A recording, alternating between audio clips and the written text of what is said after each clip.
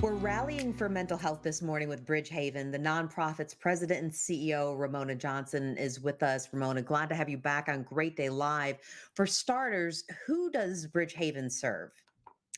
Well, first, I'd like to say thank you for having me back on the show. It's a pleasure to be here. And I love to talk about Bridgehaven. Hmm. Bridgehaven serves adults who have a severe and persistent mental illness. So these are people who live with diagnoses that people might be familiar with, such as major depression or bipolar disorder, schizophrenia, severe anxiety disorders like post traumatic stress disorder. So we work with people who have illnesses that are severe enough that they can be very disruptive to their lives. So, in addition to now establishing who you serve, then what do you offer in terms of services? We have a broad array of services because it's our belief that you cannot treat someone's mental and emotional problems without treating the entire person. And so our approach is holistic. Of course, we have the traditional mental health therapies. We have outpatient individual therapy and group therapy. We have medication management for people who need medications, and many people with severe mental illness do need medications. We also have a large group of peer support specialists who are people with lived experience with mental illness.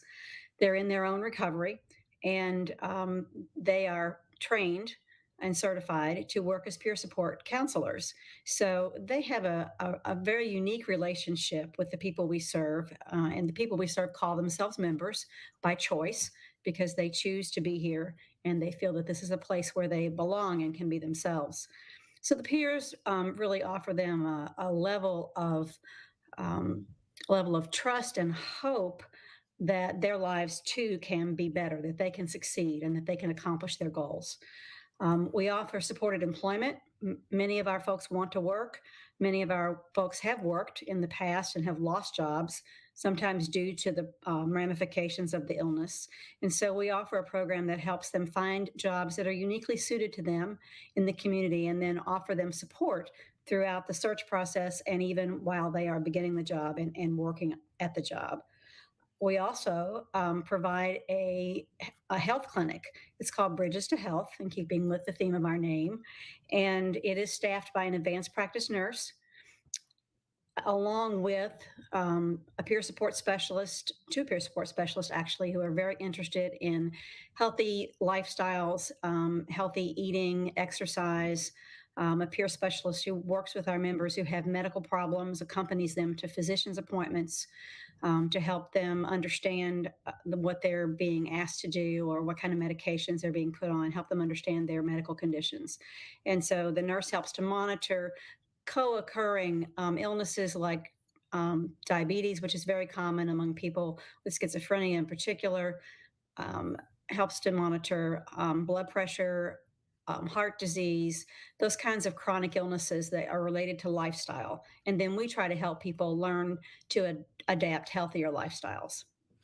Ramona, what has been the impact of the pandemic on people, especially with people with pre existing mental health issues?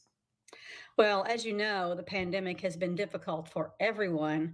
And even people who don't have a pre existing mental health condition have found themselves experiencing anxiety, fear, even levels of depression that they might not have ever experienced before. The isolation that has accompanied the pandemic has been very, very difficult for people. When you layer that on top of an existing mental illness, when somebody already has anxiety, already has severe depression, already has schizophrenia. Those are mental illnesses that isolate people anyway, because they may feel withdrawn or disconnected from people because of the illness. So, placing them in an environment where they are in their homes or their apartments by themselves, sometimes without anybody to communicate with or talk to, it can be very difficult for them to maintain their stability and their recovery, which is why during the early days of the pandemic, Bridgehaven reached out to all of our members virtually, on the telephone, through telehealth, if our folks had the capacity for using computers. A lot of them don't have that level of technology, but we kept in touch with everybody to help them feel that they were not alone, that they had someone who was watching out for them, would make sure that they had food, medication, things that they needed, because many of them don't have other support besides the staff here at Bridgehaven. Ramona, Bridgehaven offers so many different services and you serve our community. So, how are you actually funded? Well, most of our revenue comes from fee for service billing. Most of the people that we serve live at or below the poverty level, and they qualify for medical assistance or Medicaid. Medicaid pays for our services, and so most of our revenue comes from fee for service billing to Medicaid. Also, Medicare and some private insurance, but the majority is Medicaid.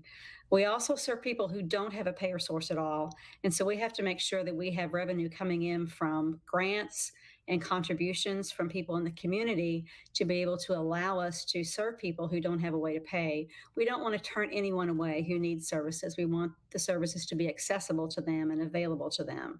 So we are very grateful to our donors and work hard to look for grant funding that will supplement our revenue.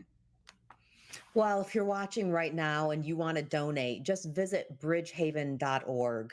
You can make that donation right now. You can follow Bridgehaven on social media. And Ramona, I have to say, on behalf of all of us at Great Day Live and WHS 11, we're thrilled to play a part in your mental health rally this week. We're so glad to partner with you. Well, we appreciate your partnership so much. Thank you.